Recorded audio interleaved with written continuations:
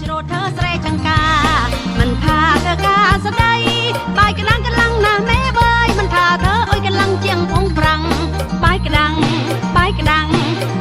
ញ៉ាំឆ្ងាញ់ណាស់បងហូបទៅមានកលាំងទៀតផងស្ដាប់ពាក្យស្រីយ៉ាងឲ្យបងហូបបាយក្តាំង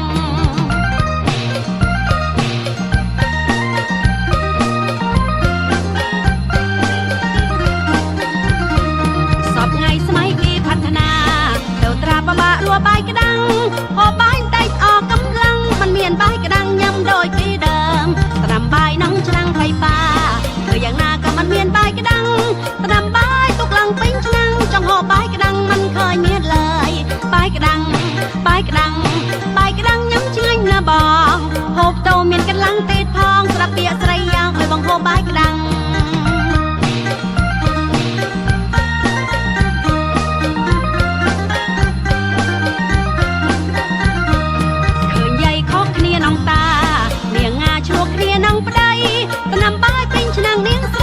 มันមានឡើយបងហើយបាយក្តាំងពងប្រុសចូលចាត់ហូបខ្លាំង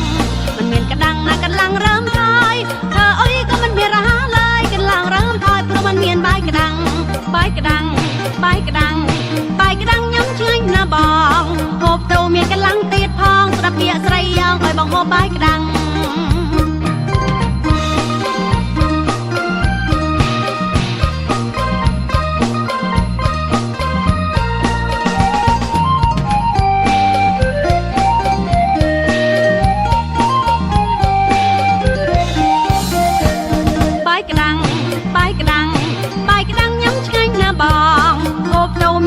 ទៀតផងស្ដាប់ពាក្យស្រីយ៉ាងឲ្យបងហូបបាយក្តាំង